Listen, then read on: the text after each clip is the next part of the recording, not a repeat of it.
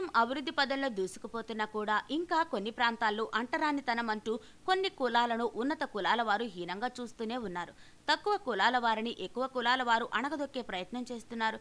తరచూ కులాల గొడవలు జరుగుతూనే ఉన్నాయి. ముఖ్యంగా హరిజన గిరిజన కులాల వారిపై ఉన్నత శ్రేణి కులాల వారి దాడులు ఎక్కువగా జరుగుతున్నాయి. దేశంలో ఈ దాడులు ఎక్కువగా రాజస్థాన్ మరియు బీహార్లో జరుగుతున్నాయి. ఎన్ని ప్రయత్నాలు చేసినా ఎంతగా కేసులు పెట్టినా కూడా తక్కువ కులాల వారిపై దాడులు మాత్రం తగ్గడం లేదు. దాంతో కేంద్ర మంత్రి ఒక చక్కటి ఆలోచన చేయడం జరిగింది. ఆయన తాజాగా గుర్గావ్లో మీడియాతో మాట్లాడుతూ తక్కువ కులాల వారిపై ఇంకా దాడులు జరగడం దారుణం. దీనికి ఒక్కటే పరిష్కారం, అదే కులాంతర వివాహాలు. రాష్ట్ర ప్రభుత్వాలు కులాంతర వివాహాలను ప్రోత్సహించడం వల్ల దళితులపై దాడులు తగ్గుతాయని మంత్రి పేర్కొన్నారు. కులాంతర వివాహాలు చేసుకునే వారికి 5 లక్షల రూపాయల నగదుతో పాటు ఒక ప్రభుత్వ ఉద్యోగంను కూడా ఇవ్వాలని ఆయన అంటున్నారు.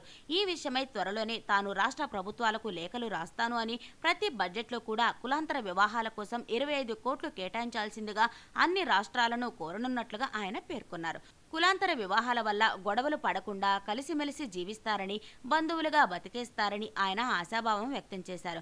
కొన్ని సంవత్సరాల వరకు ఇదే పద్ధతిని పాటించడం వల్ల భవిష్యత్తులో కులాల మధ్య అంతరాలు తొలగిపోతాయని, కులాల గొడవలు ఉండవని ఆయన ఆకాంక్షించారు. కులాంతర వివాహాలను ప్రోత్సహించే పద్ధతి చాలా కాలం నుండే ఉంది. కానీ రాష్ట్ర ప్రభుత్వాలు మాత్రం వాటిని పట్టించుకోవడం లేదు.